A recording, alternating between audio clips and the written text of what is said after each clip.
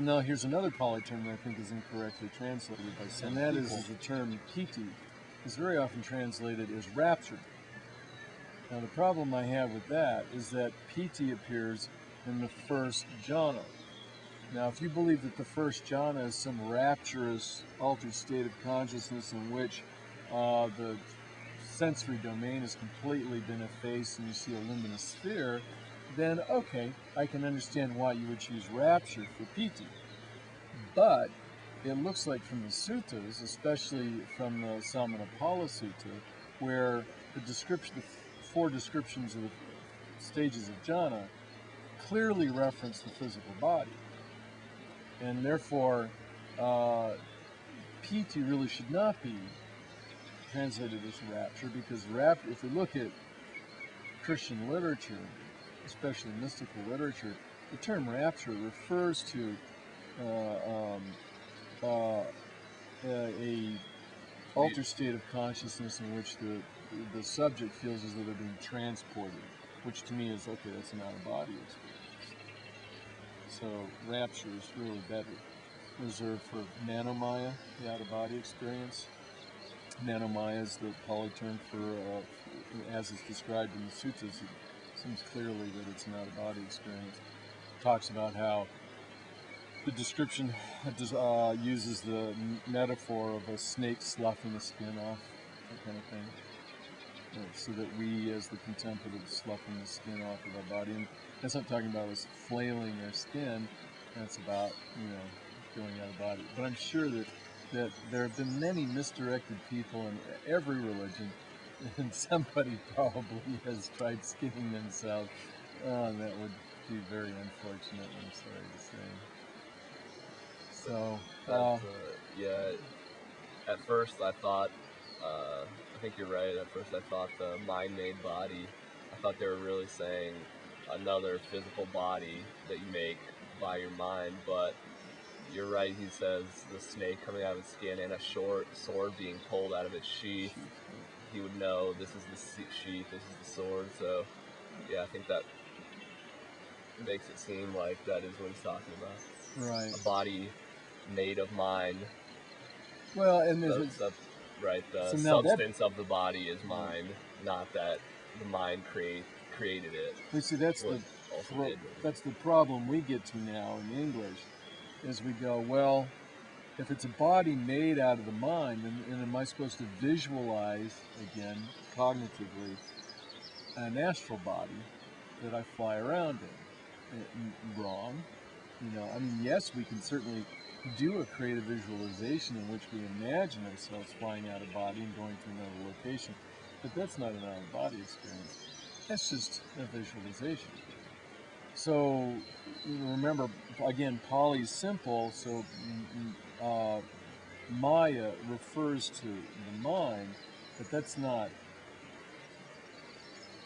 we wouldn't translate it into English as mind-made. To me, that's not skillful translation. That's, let's say, that's a literal translation of the mind-made, but now what are they talking about? Oh, they're talking about a rapture or an out-of-body experience. So it really should be, manomaya really should be translated as OOBE, rapture, in my opinion. And I agree with you. It's the description in the suttas is clearly an out-of-body experience. Can you think of any other terms that you think have been questionably translated? I did want to say something about, you were saying that people think that in the 4th jhana, because of a sukha, that there's no happiness. Right. But you don't think that's right, but if I remember correctly, I seem to remember with the fading away of happiness. That's how that term is being translated, but that's not how I translate it. One way of looking at asukha is no happiness. Another way of looking at asukha might be unhappiness. Right? So maybe asukha cha dukkha is the term. Maybe what it means is unhappiness and suffering. That those are present in the 4th jhana? No, that they are fading away. They've disappeared. I think I actually have my laptop here, so I can pull it up if there's enough battery time on it. Because I think the asukha and adukkha is when you're getting the description of the fourth jhana, right? Right. Because it appears in the description of the fourth jhana. You're correct. But I think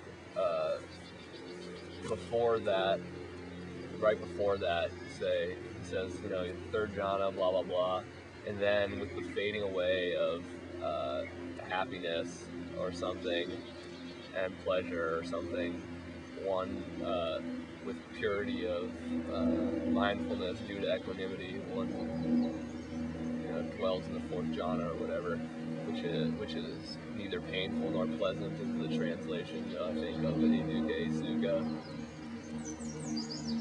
Right, okay, so fourth jhana. With abandoning, pahana is the Pali term, the abandoning of pleasure, sukhasa. So the term sukha is there, or a variant of the term sukha is there. And a lot of translators will say with the fading away of pleasure or joy. But to me, sukhasa is really, again, you know, it's this one term that's being used for a lot of things, just like love in English is used for a lot of ideas.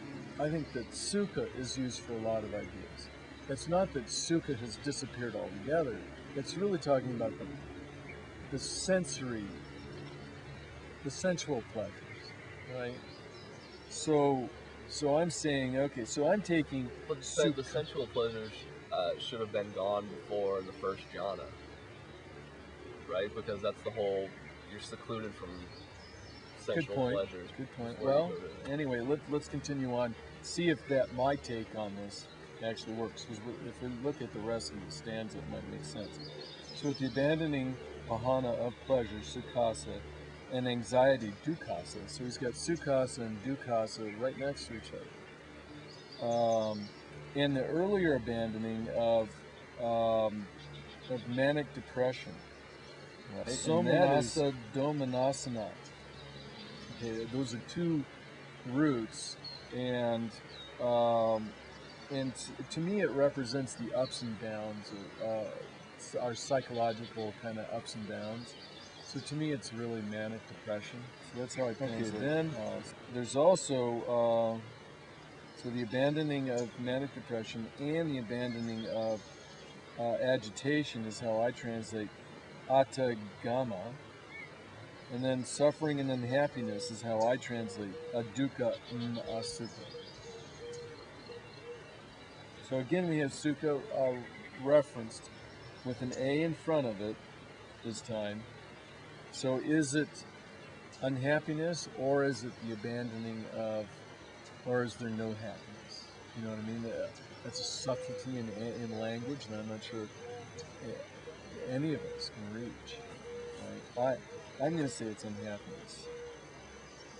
So let's see. It's the abandoning of manic depression, agitation, suffering, and unhappiness. One arrives at viharati, the clarity, upasampadhi, and complete purity of mind, mindful equanimity, which is upekkhàsatipàrisuddhiü. So it's got upekha as the prefix. That's equanimity. So mind, but it's got sati in it. So that's mindful. And purity's in there too, suddhiü. So it's got three terms in it. So I take it as purity of mindful equanimity. And by the way, equanimity also appears in the third jhana. We were discussing that. Does equanimity appears upekkhàsatipàrisuddhiü-purity. Now, it could very well be that these are two different kinds of equanimities that are being talked about. So this is a higher level of equanimity. It's the purity of mindful equanimity, right? Of the fourth, and then so kata ta'u jhana, so I translate it as the fourth ecstasy. This bhikkhu is called right absorption, samasana.